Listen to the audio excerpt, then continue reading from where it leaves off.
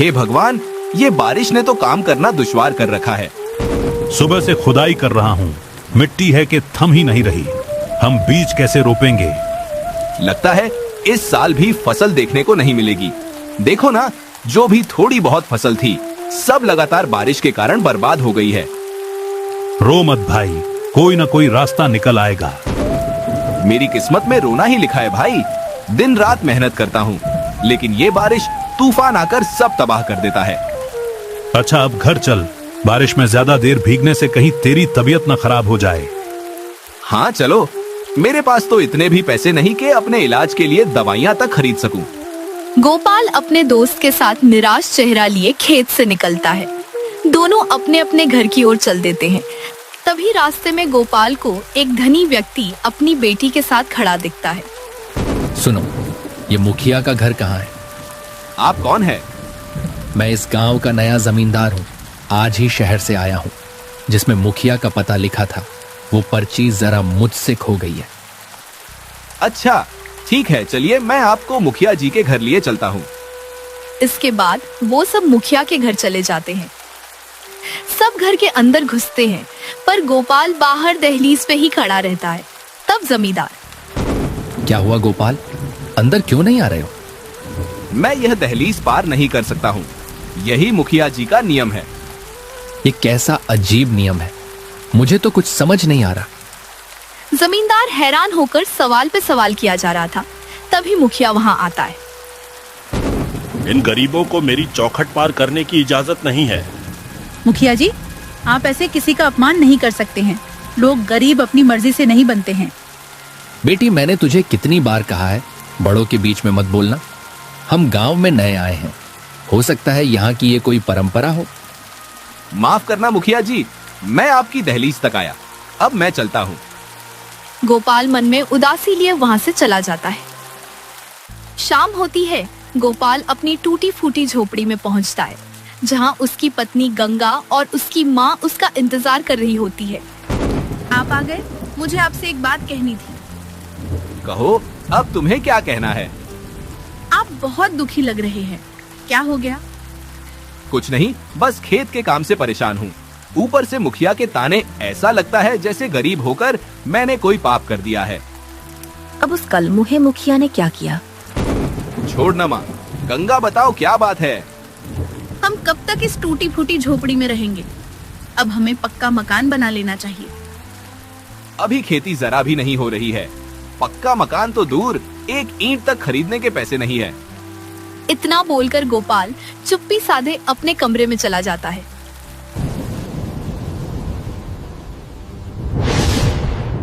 रात होती है, सब खाना खाकर सो जाते हैं, लेकिन गोपाल की माँ जगी अकेली घर की दहलीज में रात के अंधेरे में बैठी होती है। हे प्रभु, मैं चाहकर भी अपने बेटे को उसके अतीत की बातें नहीं बता पा रही। वो अपने अतीत को कोसता है, पर वो नहीं जानता असल में वो कितने बड़े घराने से है। गंगा की नींद खुलती है और वो भी माँ के पास आकर बैठ जाती है। माँ जी, आप इतनी रात गए यहाँ क्यों बैठी है? तबीयत तो ठीक है ना? हाँ बहू, मैं बिल्कुल ठीक हूँ।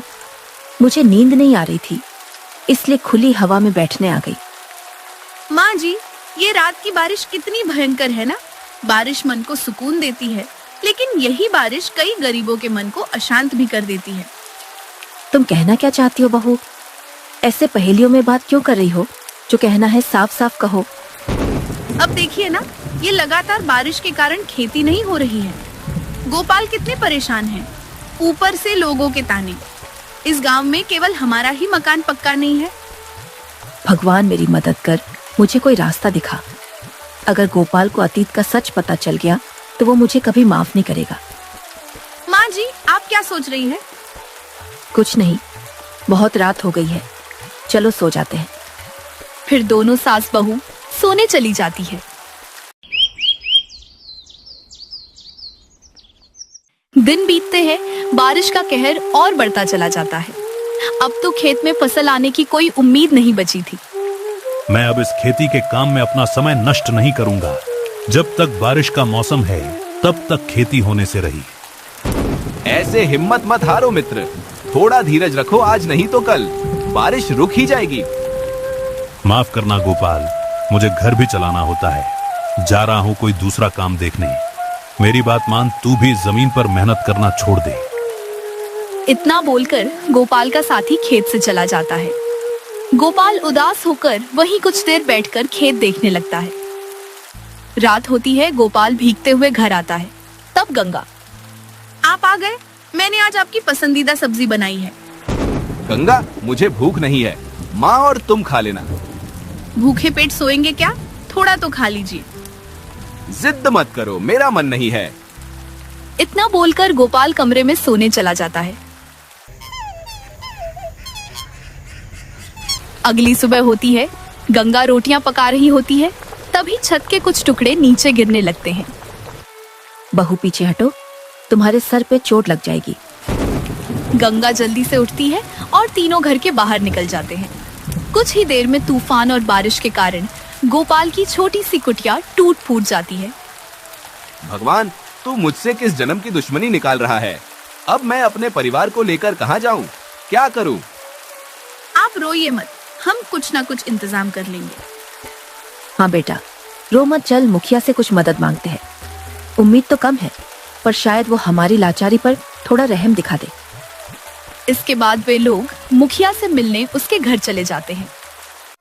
उन्हें घर के अंदर देख मुखिया अपने गुस्से से आपा खो देता है। तुम तीनों की हिम्मत कैसे हुई मेरे घर के भीतर कदम रखने की? मुखिया जी, हम आपसे मदद की गुहार लगाने आए हैं। तूफान और बारिश के कहर ने हमसे हमारा घर छीन लिया। हमारी सहायता कीजिए। तुम गरीबों के साथ यही होना चाहिए। इतने साल बीत गए गांव में रहते रहते, आज तक तूने एक पक्का मकान तक नहीं बनाया। तू है ही मनहूस। आपको मुझे जितना कोसना है कोस लीजिए, मैं उफ तक नहीं करूंगा। इस बारिश में मैं अपनी पत्नी और माँ के लेकर कहाँ भटकूंगा? कुछ तो दया कीजिए। तुम तीनों अपने गरीब कदम मेरे घर से बाहर निकालो। कहीं तुम्हारी मनहूसियत के कारण मेरे घर भी लक्ष्मी आना बंद ना हो जाए। नासपीटे, तुझे मुखिया किसने बनाया? लोगों को पैसों से तोलता है? यही संस्कार है क्या तेरे? ए बुढ़िया, ज्यादा बोल मत, नहीं तो मैं तुम तीनों को गांव से निकाल दूंगा। गांव में रहने दे रहा हूँ, इस बात का शुक्र मनाओ। जैसी तेरी हरकत है ना, गरीबों की फुटकर पड़ेगी तुझे। चल बेटा, ये मुखिया से अब हमें कोई मदद नहीं लेनी है। इसके बाद वो लोग वहां से निकल जाते हैं। 3 दिन और 2 रात ऐसे ही भूखे प्यासे बारिश में भीगने के बाद आखिरकार जंगल किनारे एक कच्चू का पेड़ दिखता है। मुझे एक सुझाव आया है। जब तक हमें रहने का कोई सही ठिकाना नहीं मिल जाता, क्यों ना हम इसी कच्चू के पेड़ के नीचे रहें। मुझे भी ये सुझाव सही लग रहा है। फिर वे लोग कच्चू के पेड़ के नीचे ठहर जाते हैं। कुछ दिन वहीं रुकने के बाद वे सब वहीं अपना बसेरा कर लेते हैं। हमें ठहरने का ठिकाना तो मिल गया, लेकिन अब हम खाएंगे क्या? हमारे पास सब्जियां खरीदने के पैसे ही नहीं हैं। मैं हर रोज काम की तलाश में बाहर जाता हूँ, पर कोई काम नहीं मिलता है। अभी भी मैं काम की तलाश में ही जा रहा हूँ। इतना बोलकर गोपाल फटे पुराने कपड़े पहने काम की तलाश में निकल पड़ता है। उसके जाते ही सास बहू खाना पकाने के जुगाड़ में लग जाती है। बहू, जब तक गोपाल घर आता है तब तक हमें कुछ न कुछ खाने का इंतजाम करना होगा। वही मैं सोच रही हूँ, क्या बनाऊं कुछ समझ ही नहीं आ रहा। फल खा खाकर मैं तो उब सी गई हूँ। दोनों परेशान होकर सोच ही रही होती हैं, तभी उनकी नजर कच्चू के पेड़ में फली कच्चू की सब्जी पे पड़ती है। बहू, ये देखो पेड़ में कच्चू फले हैं। चलो आज इसी की सब्जी बनाते हैं। अरे वाह, बैठे बिठाए हमें सब्जी मिल गई। आज तो स्वादिष्ट पकवान बनाऊंगी इन सब्जियों से। दोनों मिलकर कच्चू तोड़ती हैं और उसकी सब्जी बनाने में लग जाती है। देखते ही देखते सूरज ढलता है, रात होती है। गोपाल कुछ पैसे लेकर घर लौटता है।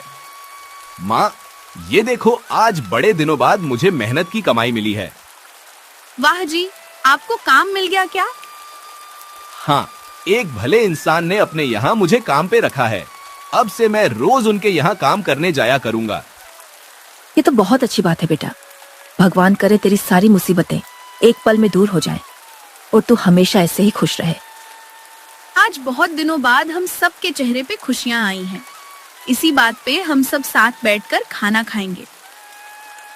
इतना बोलकर गंगा खाना परोसती है। वे लोग बड़े दिनों बाद सुकून से खाना खाते हैं। फिर गोपाल कहता, वाह गंगा, आज तो तुमने मन खुश कर दिया। ये कच्चू की सब्जी तो बड़ी मजेदार थी। खाना तो आज माँ ने बनाया है। स्वाद का जादू तो माँ के हाथों से आया है। याद है माँ, पहले तुम मुझे कच्चू की सब्जी कितना ज्यादा खिलाया करती थी। आज तो सारी पुरानी याद ताजा हो गई। तुझे कच्चू की सब्जी बहुत पसंद है ना? आज पेट भर के खा, बहुत सारी सब्जी बनी है। इसके बाद सब खाना खाकर सो जाते हैं। अगली सुबह बारिश थमती है। सूरज खिला खिला सा गांव में उगता है। सास बहू अच्छे मौसम का मजा लेने के लिए सैर पे निकलती है। कितने दिनों बाद आज मौसम साफ हुआ है। सच में ऐसा लग रहा है जैसे एक अरसा हो गया ऐसा साफ आसमान दिखे। तब गंगा दोनों गांव भर में घूम रही होती है। तभी माँ की नजर जमींदार पे पड़ती है और वो घबरा जाती है। बहू, मेरी तबीयत कुछ ठीक नहीं लग रही है। मैं आराम करने जा रही हूँ। अभी तक तो आप ठीक थी, अचानक क्या हो गया? तू सैर कर, मैं चलती हूँ। इतना बोलकर माँ जमींदार के करीब आने से पहले ही वहाँ से भाग जाती है। माँ के जाते ही जमींदार अपनी बेटी कजरी के साथ गंगा के पास आता है। अरे बेटी, वो बाहर कौन थी जो अभी तुम्हारे साथ थी? वो तो मेरी सास है। आप उन्हें जानते हैं क्या? पता नहीं क्यों मुझे उनका चेहरा कुछ जाना पहचाना सा लगा। खैर छोड़ो, ये बताओ यहाँ बाजार कहाँ है? मुझे अपनी बेटी के लिए नए कपड़े खरीदने हैं। अच्छा, आप ही वो नए जमींदार है जो अपनी बेटी के साथ हमारे गांव में रहने आए हैं?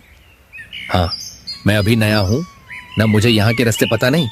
ऊपर से काम भी बहुत है, समझ नहीं आ रहा बाजार जाऊं या काम करूं। आप बेफिक्र होकर काम कीजिए, मैं आपकी बेटी को बाजार लेकर जाती हूँ। तुम्हारा शुक्रिया बेटी, ऊपर वाला तुम्हें खुशियों से भर दे। गंगा को आशीर्वाद देकर जमींदार वहाँ से चला जाता है। इसके बाद गंगा चंपा के साथ बाजार चली जाती है।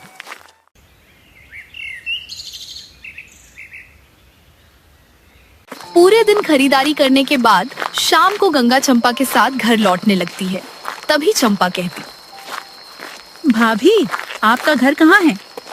मेरा कोई घर नहीं है। मतलब कि पहले मैं अपने परिवार के साथ एक टूटी फूटी झोपड़ी में रहा करती थी, पर मौसम के भयंकर रूप के कारण झोपड़ी टूट गई और हम सड़क पे आ गए। तो अभी आपके रहने का कोई ठिकाना नहीं है क्या? नहीं, ऐसा नहीं है। अभी तो हम सब एक कच्छू के पेड़ के नीचे रह रहे हैं। बात करते करते दोनों जमींदार के घर पहुंचते हैं। चंपा गंगा को घर के अंदर लेकर जाती है, जहां गंगा गोपाल को दिखती है। आप यहाँ क्या कर रहे हैं? मैंने कहा था ना, एक भले आदमी ने मुझे काम पे रखा है। जमींदार साहब ही है वो। वैसे तुम यहाँ क्यों आई हो? भैया, ये मेरे साथ बाजार गई थी। उन्होंने खरीदारी में मेरी मदद की, इसीलिए मैं इन्हें चाय पिलाने घर लाई हूँ। अरे नहीं, हम गरीब हैं। आप जैसे बड़े लोगों के घर में चाय पीकर आपका अपमान कैसे कर सकते हैं? ये सब बेतुकी बातें हैं। मैं या मेरे पिताजी ऐसी छोटी सोच नहीं रखते हैं। हमारे लिए सब एक बराबर है। इतना बोलकर चंपा दोनों के लिए बड़े प्यार से चाय बनाती है और दोनों के साथ बैठकर पीती है।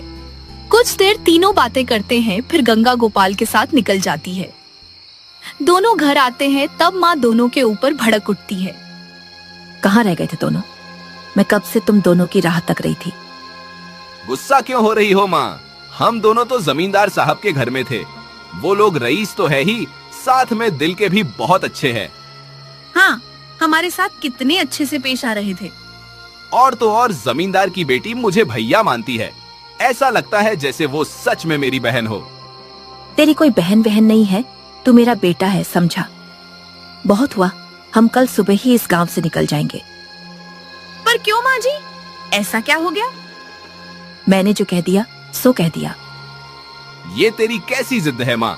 अभी अभी तो बारिश थमी है, खेती का काम फिर से शुरू होने के कगार पे है, और तू गांव छोड़ने की बात कर रही है।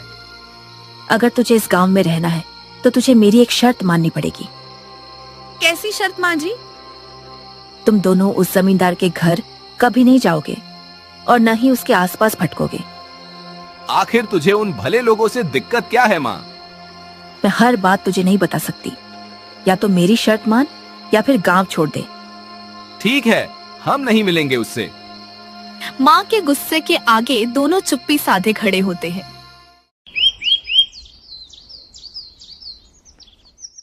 दिन बीतते हैं। अब गोपाल जमींदार के यहाँ काम करने नहीं जाता है, जिस कारण पैसों की फिर से तंगी होने लगती है। इसलिए माँ और गंगा कच्चू की सब्जियां बनाकर घर घर बेचने लगती है। एक दिन गंगा जमींदार के घर कच्चू की सब्जी बेचने जाती है। चंपा दीदी, जल्दी से सब्जी ले लीजिए, मुझे जाना है। माँ जी को पता चल गया कि मैं यहाँ आई हूँ तो बहुत भड़केंगी। आपकी सास हमसे इतनी नफरत क्यों करती है? हम तो कभी मिले भी नहीं। मुझे नहीं पता, कुछ बताती भी नहीं है। मुझे तो इसके पीछे कोई बहुत बड़ा राज छिपा लग रहा है। आप चाहे तो हम दोनों मिलकर इस राज का पता लगा सकते हैं। आप कल सब्जी लेने के बहाने मेरे यहाँ आना, फिर देखते हैं क्या करना है। इतना बोलकर गंगा चोरी छुपे जमींदार के घर से निकलती है। अगली सुबह गंगा और माँ कच्चू की सब्जी बना रही होती है। तभी चंपा वहाँ आती है। माँ जी, मुझे सब्जी खरीदनी है। सुना है आपके हाथों की कच्चू की सब्जी में जादू है। ए लड़की, तू यहाँ क्यों आई है? तुझे कोई सब्जी वबची नहीं मिलेगी। चल भाग यहाँ से। माँ जी, ऐसे बात मत कीजिए। ये हमारी ग्राहक है और ग्राहक तो भगवान का रूप होते हैं। बहू, इसे जल्दी जल्दी सब्जी देकर भगा यहाँ से। मेरा सर घूम रहा है, मैं सोने जा रही हूँ। इतना बोलकर माँ गुस्से में सोने चली जाती है। उनके जाते ही गंगा कहती, चंपा बहन, देखा तुमने, कुछ दिनों से माँ जी का रवैया बदल सा गया है। लगता है तुम्हारी सास मेरे पिताजी को और मुझे बहुत अच्छे से जानती है। पर हैरानी की बात है कि मैं उन्हें नहीं जानती। उनके ऊपर कड़ी नजर रखनी होगी, तब जाकर कोई सुराग हाथ लगेगा। हाँ, सही कह रही हो। अच्छा, अभी मैं चलती हूँ। पिताजी मेरी राह देखते होंगे। इतना बोलकर चंपा कच्चू की सब्जी लिए अपने घर चली जाती है। रात होती है। चंपा अपने पिता को खाना देती है। खाने में उसने कच्चू की सब्जी भी रखी थी, जिसे खाकर जमींदार कहता, ये कच्चू की सब्जी तो उसकी बनाई हुई है। आप किसकी बात कर रहे हैं पिताजी? चंपा, तुम ये सब्जी कहाँ से लाई हो? ये स्वाद मैं कभी नहीं भूल सकता हूँ। जितना इस सब्जी में स्वाद है, उतना ही इसे बनाने वाली के दिल में छल है। पिताजी, हुआ क्या है? कृपया मुझे स्पष्ट रूप से बताइए। पहले मुझे उस औरत के पास ले चलो, अभी के अभी। तुम्हें सब वहीं पता चल जाएगा। इसके बाद दोनों बाप बेटी बिना एक क्षण की देरी किए कच्चू के पेड़ के नीचे चले जाते हैं। कहाँ है वो पापी? बाहर निकालो उसे। उसने मुझसे मेरा बेटा छीना है। शोर शराबा सुनकर माँ, गंगा और गोपाल बाहर निकलते हैं। माँ जमींदार को देखते ही माफी मांगने लगती है। माफ कर दीजिए मालिक, मैंने जो किया ममता के मोह में आकर किया। मेरा बेटा कहाँ है? गोपाल ही आपका बेटा है। यह तुम क्या कह रही हो माँ? हाँ बेटा, ये तेरे असली पिता है। मैं इनके यहाँ नौकरानी का काम किया करती थी। मेरी कोई संतान नहीं थी, इसलिए मैं तुझे चुरा कर भाग गई थी। तुझे तो पुलिस के हवाले कर देना चाहिए। नहीं, ऐसा मत कीजिए। भले ही इन्होंने मुझे मेरे पिता से चुराया, लेकिन इन्होंने मुझे प्यार देने में कभी कमी नहीं की। मैं अब भी इन्हें अपनी माँ मानता हूँ। बेटा, तू मेरा चल मेरे साथ, इस गरीबी से निकल चल। मैं जहाँ भी जाऊंगा अपने परिवार को साथ लेकर जाऊंगा। पिताजी, हम सब एक साथ खुशी खुशी रहेंगे। अब माफ कर दीजिए इन्हें। ठीक है। इस कच्चू के पेड़ ने तो हम सब की किस्मत ही बदल दी। शायद इसे ही तकदीर का लिखा कहते हैं। सब जमींदार के साथ उसके घर चले गए और खुशी खुशी एक परिवार की तरह रहने लगे। इस प्रकार की मजेदार कहानियों को सुनने के लिए हमारे चैनल अक्कू टोन को सब्सक्राइब करना ना भूलें।